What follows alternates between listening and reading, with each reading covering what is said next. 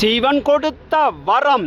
இன்று 10/5/2026 ஞாயிற்றுக்கிழமை அன்னையர் தினம். திரு மு. ஏழுமலை அவர்களும் சி. லாரன்ஸ் அவர்களுடைய ஏற்பாட்டில் இன்னும் பலருடைய உதவியில் இன்று அன்னையர் தினத்தை நம்மை பெற்று வளர்த்து ஆளாக்கிய இந்த தாய்க்கான ஒரு நன்றி கடனாக நாங்கள் எல்லோரும்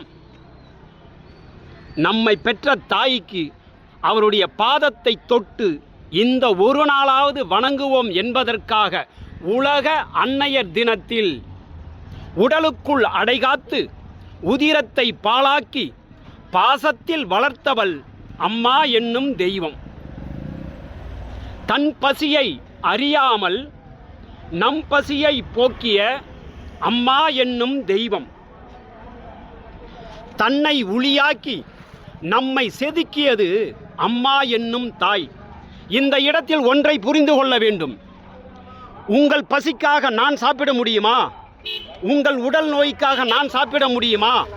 உங்கள் ஆரோக்கியத்திற்காக இன்னொருவர் சாப்பிட முடியும் என்று சொன்னால் அவரை நாம் எல்லோரும் முட்டாள் என்று சொல்வோம்.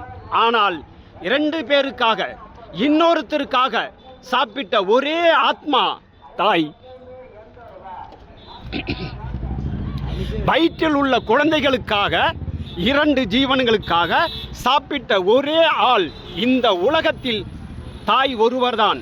எல்லா தகுதியிலும் உள்ளவர்கள் தவறு செய்யலாம், ஆனால் ஒரு நாளும் தப்பான தாய் மனித வடிவத்திலும் கிடையாது, எந்த உயிரினத்திலும் கிடையாது என்பதை இந்த நாளில் நாம் எல்லோரும் நம்மை பெற்ற தாயை ஒரு நொடி அவர் பாதத்தை தொட்டு வணங்குவோம். இந்த நிகழ்ச்சியை ஏற்பாடு செய்த ஏழுமலை, லாரன்ஸ், இன்னும் நம்ம கூட ஒத்துழைப்பு செய்த அனைவரும் நம் தாயை மதிக்கிறோம் என்பதற்கு இதுதான் சாட்சி.